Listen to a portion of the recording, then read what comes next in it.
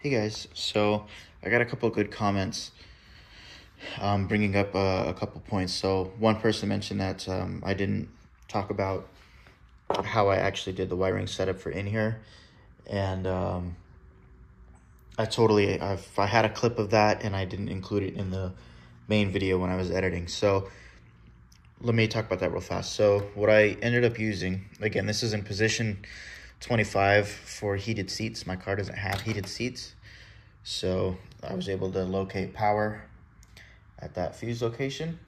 And what I ended up picking up was just this stackable fuse connector so that I could piggyback off that circuit.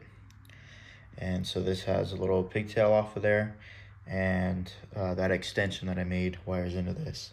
So once you figure out what circuit you want to use, or if you find an option that you can take advantage of, this is essentially what I did.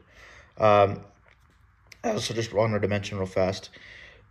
So again, I'm not 100% sure how necessarily safe or unsafe it is, but if you do end up going with this, or if you're tying into a different circuit that's say that has a like 10 amp fuse rating, I just wouldn't mix like a 10 amp and a 15 amp on this connector, just because I'm not sure, again, how that works. If one circuit might blow and the other one might not, but that could keep power going to the other one. So I'm not 100% sure. So just whatever circuit you choose to run from, make sure that if whatever fuse you're going to use, it's that same rating. So these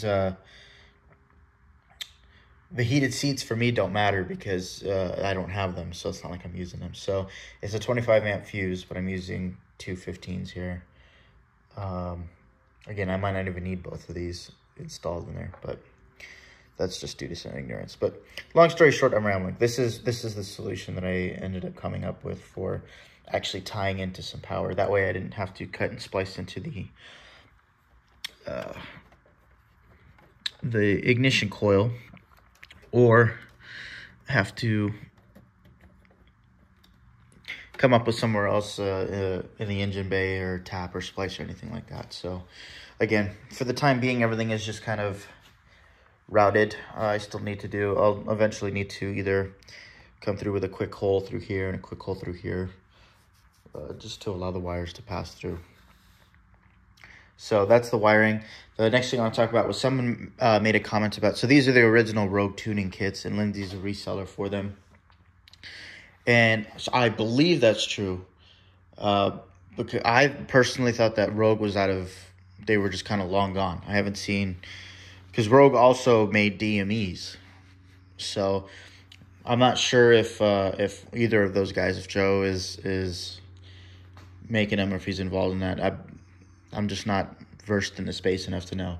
But regarding the air fuel ratios, the chips have different FQS settings. So the fuel quality switch that's on the DME itself, which the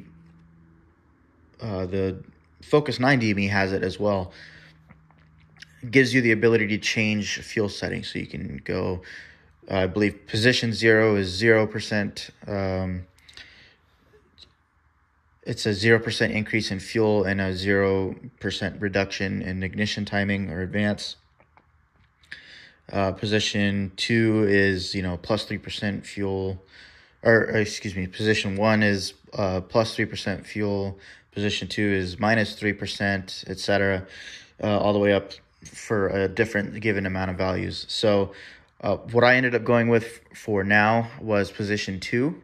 I believe, so NC's video, if you haven't seen it, go watch it. It's a much more thorough walkthrough of the installation process.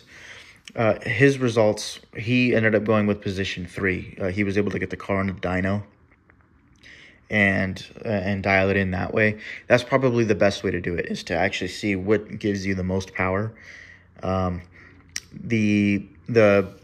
There's a post on Renlist that I found regarding the chip install, where someone else who had a car that looked more similarly spec to mine was running on position 2 for with an air fuel meter gauge the Focus DME, and that's where, at least in his personal case, it was enough. The air-fuel ratios were acceptable for him to run. So I decided to start off on that position 2, just to get me going until I can either plug in the software and check what the O2 sensor or the wideband O2 is reading, or potentially go get the car dynoed somewhere to see which setting makes the most power.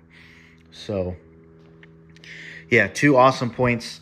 I had a whole segment dedicated to that in the video, and while I was editing it, I just completely forgot to include that clip. It was like 1 or 2 in the morning by the time I had finished.